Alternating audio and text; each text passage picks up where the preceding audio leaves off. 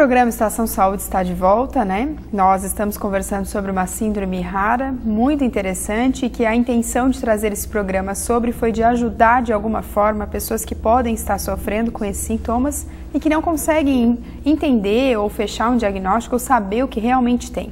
Essa síndrome de Sjögren, ela pode se manifestar de várias formas, né? E nós estávamos conversando sobre a relação dela com a depressão. Na verdade, a gente sabe que a depressão ela está relacionada a tudo hoje, praticamente, né? Sim. A doutora já teve a oportunidade de, em outro programa, falar sobre a fibromialgia, que aí está totalmente relacionada, mas nesse caso da síndrome, não. Doutora, existe alguma outra doença que pode estar relacionada ao Sjögren? Sim. Como existe o Sjögren primário que não há uma relação com outras doenças, existe o Sjögren secundário. Aí a gente tem uma doença reumatológica de base.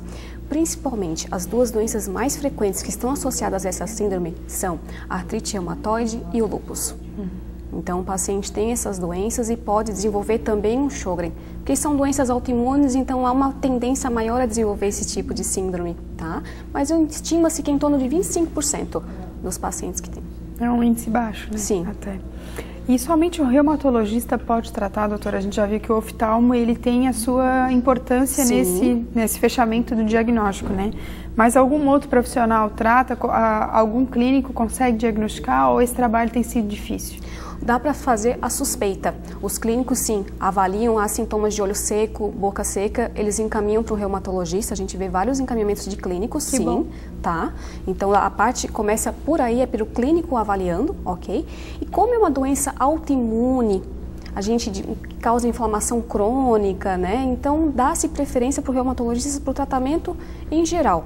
Mas é fundamental também a presença do dentista, pela predisposição a cáries, então tem que ter uma visita regular ao dentista e também o oftalmologista. Joia. Doutora, e tem alguma faixa etária para essa doença? Assim, geralmente é em pessoas mais jovens, mais velhas. A fibromialgia é mais comum em mulheres, essa Isso, também? Essa também. As mulheres ganham disparado. A gente só sofre, né? Meu Deus. Nas doenças reumatológicas, autoimunes, em geral, a mulherada ganha mesmo. Tá? E o que acontece? Além de afetar mais mulheres, é na faixa etária entre 40 e 50 anos. Mas os homens também são acometidos e qualquer faixa etária pode ser acometida também. Mas em geral é 40 a 50 anos e mulheres. A doutora tem recebido mais no consultório mulheres? Isso, mais mulheres, sim.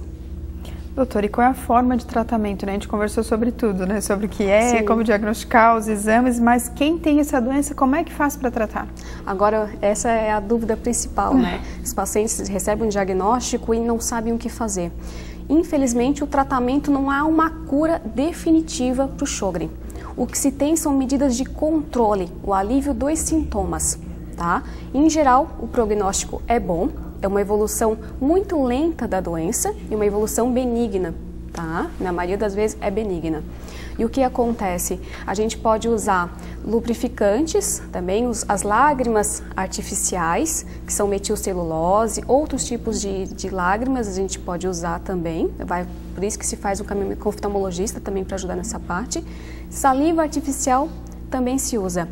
Visita regular ao dentista, para a prevenção das cáries, tratamento de candidíase oral, se por acaso ocorrer, né, porque já que facilita a infecção. E também a gente pode usar gomas de mascar, principalmente as cítricas. Tudo que é cítrico estimula mais a salivação. Ao invés de lavar o rosto também com sabonete comum, dá para usar com sabonetes líquidos para evitar também o ressecamento da pele. Nossa, que interessante. E não existe a cura, como a doutora falou, somente o tratamento, né? Somente o tratamento. Mas as pessoas depois que recebem, né, a forma de tratar a doença, elas vivem bem, doutora? Retornam para dizer que estão sentindo mais alguma coisa? Como é que geralmente acontece? Tem pacientes mais refratários. Tem pacientes também em casos mais graves. Como o Sjögren também pode afetar os pulmões, pode causar infiltrado, pode até causar lesões vasculares. Existe uma síndrome, né, que é o fenômeno de Raynaud.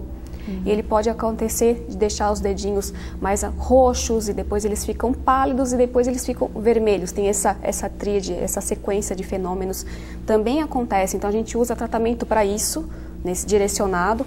Quando há um infiltrado pulmonar grave, uma lesão vascular grave, quando acontece, se usa outras medicações imunossupressoras, como ciclofosfamida, azatioprina, micofenolato de mofetil. Casos mais leves, porque a pessoa também pode ter as dores nas articulações. A gente chama de artralgias, pode ter mialgias, que são as dores musculares associadas ao quadro clínico. Nesses casos, a gente pode usar também a hidroxicloroquina, que ela também tem um efeito de aumentar um pouco a secreção de saliva, a lubrificação dos olhos e da boca, mas ela também tem ação nessas dores articulares e mialgia. Muito interessante, um monte de palavrão para quem está em casa. Como, as né? medicações. Mas enfim, doutora, então, na verdade, quem tem esse diagnóstico demora para descobrir, mas consegue viver bem depois que tem, né? Eu acho que continua, como todas as doenças, a questão da importância da atividade física, né? Todo o preparo do corpo, né? Que a gente sabe que a gente não é um só, a gente é totalmente interligado, preparar nossa mente, né? Então, doutora, eu deixo esse espaço aberto para a doutora colocar onde a senhora atende, para quem está em casa precisa de um reumatologista, a doutora está aqui, então pode deixar os seus contatos. Tá, eu atendo na Ortoimagem também e na Provida, são as duas clínicas que eu atendo. Telefone de contato, doutora? É 3631-1400 ou então 3631-1500.